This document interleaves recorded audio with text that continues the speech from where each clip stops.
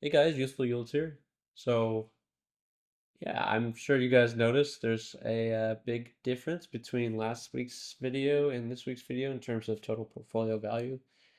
And if any of you guys recall, I was mentioning that I was thinking about buying a couch. Well, I decided not to buy the couch and instead took that money and put it into the portfolio. So I basically added about, I think, around $1,000 of deposit into the account.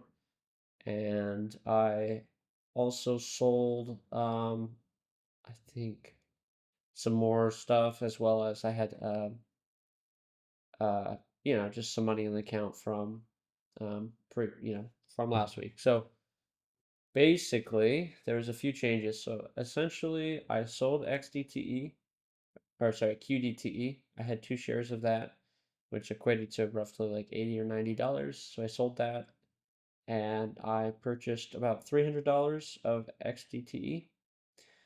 I also put in around $600 into SPXL. So let me actually turn this to your equity. And I put in $300 more in USD. Now you might be questioning yourself, like, or you might be questioning me rather, like, why did I do USD? I was taking a look at the statistics behind the USD, and I noticed that actually it's the highest uh Sharp ratio leverage ETF that I know of, in terms of, well, not that I know of, that is kind of relatively good gains, right? So this has very high gains in the last year, in the last 3 years, in the last 5 years, and the Sharp ratio for each of those time periods is also very good. There was higher values technically for ETFs that were for leverage. There was like one or two higher Sharp ratios, but their returns were not nearly as good. So that's why I chose to go into USD, just to kind of capitalize on that growth. And if you guys recall from my previous videos, my total return has been sitting around, anywhere between 30 to 36%. So, I mean, currently it's 17%. That's because I doubled my total equity. So, that's why I did that, and SPXL is just kind of like a no-brainer for me at this point. So I'm just going to be slowly adding to SPXL over time. That's kind of my goal as the main growth ETF. So yeah, moving on to each of the individual weekly performance. Oh, actually, let me not skip past this. So this actually would be a little bit higher, this percentage here, for the total portfolio value, but because I actually added some funds, it kind of diluted that percentage a little bit if you think about it that way. So, but 5% is really good regardless. I think before I added it, it was like almost 7%, but that's very high, like 5% for the week. So, I can't complain. I mean, obviously. So $240 almost, which is very nice. Bitcoin is actually sitting at a value that I'm kind of comfortable with. I do kind of want to sell this out soon, just because I'm kind of scared of this dropping again. At the same time, this last week it's gone up 9%, and in this last month it's gone up, well, I guess about the same. But the last 3 months it's gone up 3%. So this is kind of why I'm a little bit scared. If you look at the last year, obviously it's gone up quite a bit, but there was quite a big jump between January and February. So, like almost $20,000 worth.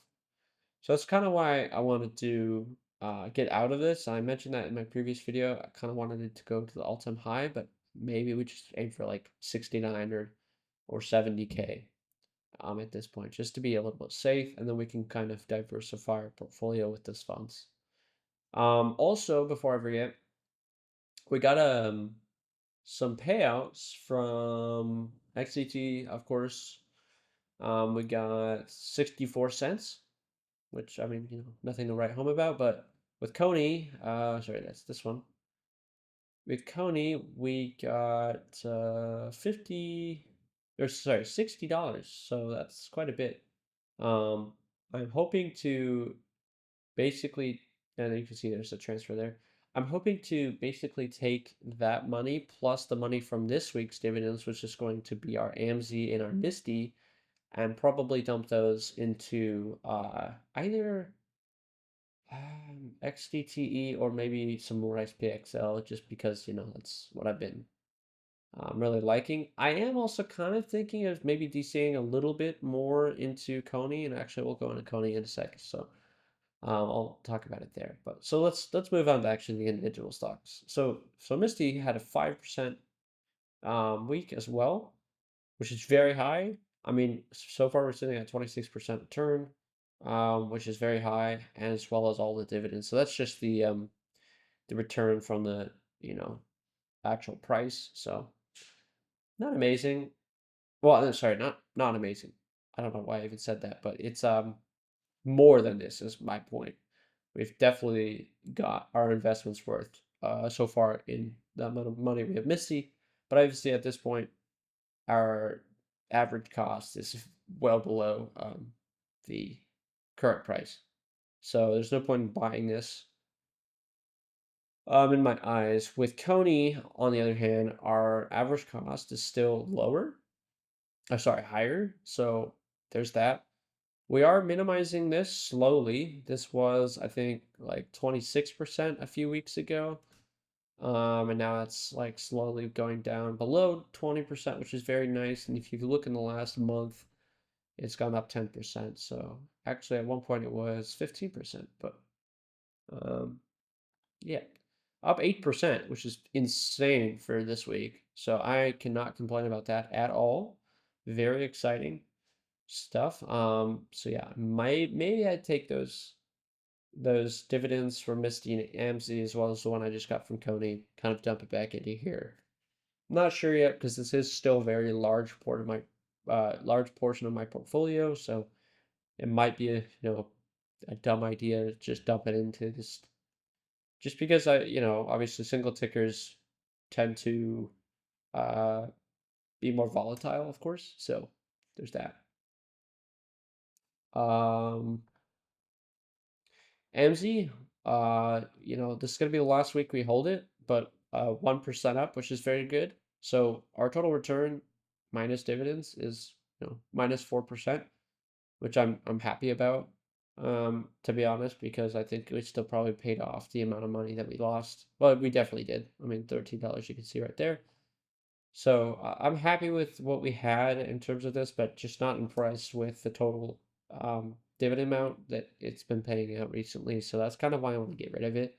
Plus, that gives us about $300 to dump in something else and get more growth off of that. So that's my goal there. SPXL 2.8%, very good for the S&P. So far our total return is 6%, but I also did just basically double my position this last week. So I think that was, I can't recall from last week, but it was very high. I think it was above 10%. So I think about it. If you think about it, it should be around like 12%, 11.8% or something like that. So, but very good, regardless. So, because again, in terms of time horizon, like we only bought our first one, in, sorry, that was like a month ago. So I know I point that out in every video, but I'm just very impressed with this leverage fund, and I know obviously when the bear market comes, this is going to start hurting, but typically those don't last very long. So fingers crossed that we don't have one soon. Otherwise, it might be kind of hard to um, recover from that with the volatility decay. But moving on to USD, honestly, kind of surprised.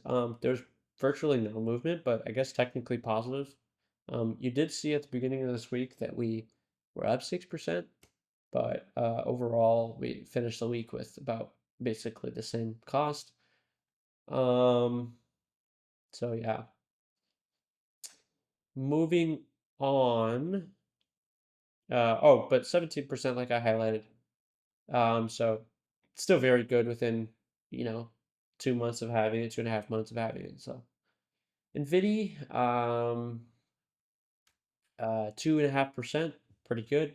We're down 8% without dividends, which I guess is not amazing. Obviously, it's nothing like Misty, where we're up, so much, but I can't complain because we still are getting pretty decent dividends from this. Like we got one last week for 17 bucks.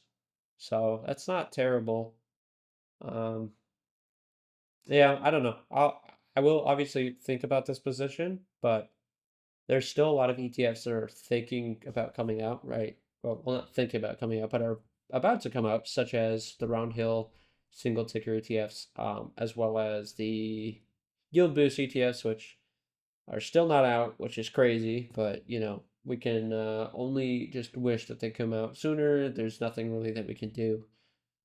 Last I heard, there was like some regulatory stuff that they were going through, but I have not heard anything since, and that was a while ago, so who knows? And lastly, XDT, like I pointed out in the video I posted a week or two ago. I actually don't remember when I posted, but it was a little bit ago. In my opinion, XDT is better than QDT if you look at the total return and the total nav stability and nav decay that it's kind of experienced. It's definitely better in terms of that. So the thing is, like, this is probably going to just be trading sideways. So when we look at total return, it's not going to be that meaningful. What's going to be meaningful is the dividends that are paid out. So, um, yeah.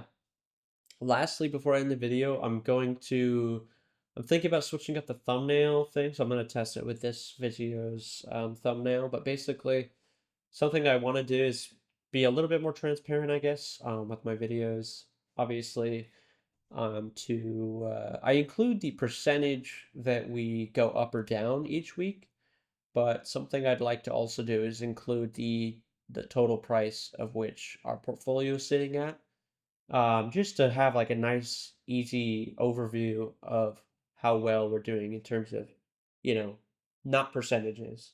So this is a nice thing, just a quick glance. If you look at my channel, for example, you'll be able to see that number hopefully rise.